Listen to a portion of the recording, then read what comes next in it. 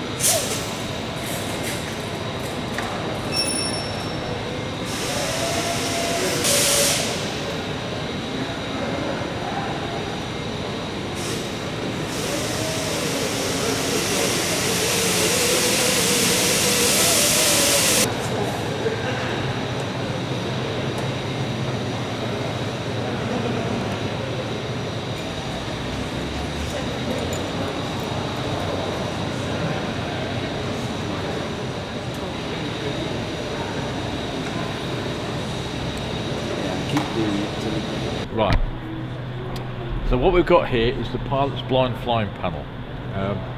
This gives him all the information about the aircraft's attitude in the sky. So what we've got the airspeed indicator, we've got the altimeter, which is a barometric altimeter, we've got the artificial horizon, we've got a compass, we've got the climb and dive indicator, and we've got the turn and slip indicator.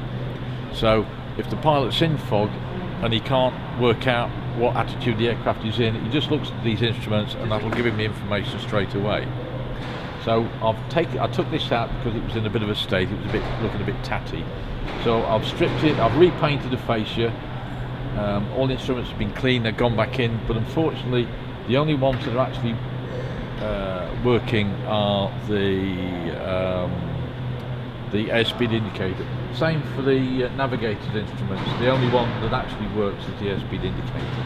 But this is now ready to go back in the aircraft, and it'll be doing so possibly end of this week, beginning of next week. Thanks very much, Ben. That's You're good. welcome.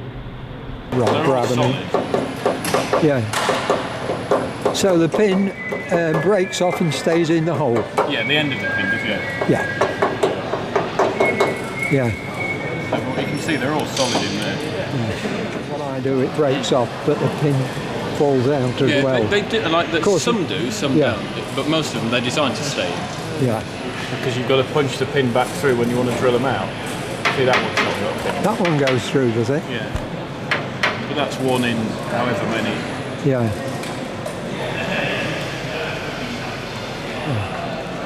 Which one was it? Yeah, that one, yeah. So have you got all this hard riveting in this side? No, this is again, I've done some of it, but there's got to be another plate underneath here. There's like two of those. A small one that just goes from there to there. Stiffening plate. That's one of those that's been sent away. So all this is riveted together, but it's only gripped in here, so that will all come away. And then I'll just whap it in. Are they new parts or? That's new. That's it. That's new. Old. So you're still really being held up for the stiffeners at that end? Yeah, at that end. Yeah.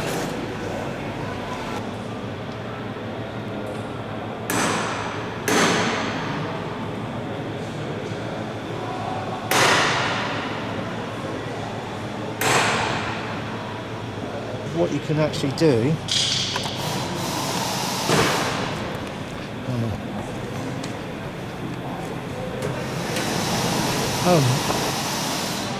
So what was actually to save taking that fairing off. Yeah. There's a bracket. Well, if we come over to the other side, coming through the skin, you've got two lugs of a bracket. That's right, yeah. And that bracket goes up onto the rear spar web. Yeah. So in effect, is that on the outside of the web or the inside does it go? well, it's on the forward face of the rear spar web. Yeah, forward facing, I would say. Yeah. So you've got your rear mounting there for your subframe. And in the front,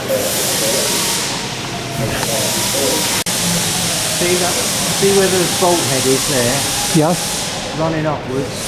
Yeah. You've got the inboard bracket, and you've got the outboard bracket, and they carry the front two mounts to your engine subframe. And they go right to the top of the web, do they? They go, yeah, if you look, I don't know if you can see that, but Yeah, you can I actually can. see where the paint's come away on the top skin, and you can just see two rusty little bolt heads. And then Yep. they're the very top two mounting bolts. So on those three attachment points, So all the weight virtually comes back to this point here, doesn't it? yeah, it's spread, obviously the loads are spread through the structure, Yeah. but basically everything forward of that bulkhead is being carried by 1, 2, 3 bolts. Fantastic, isn't And it? that's just the aircraft at rest. Yeah. So And then you've if- got the thrust pulling.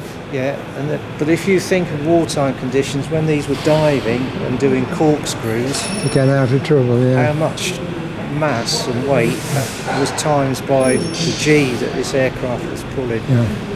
But anyway, in answer to your earlier question, I need to have a look at the state of those lugs where they come down through the skin. Yeah. And to save time, because we're pushed for time, I found that with this, it means we don't have to take that fairing off. I see. So you're only doing a visual check to see what, if there's any rust corrosion Yeah, it's a or... survey, yeah. Yeah. We're working to...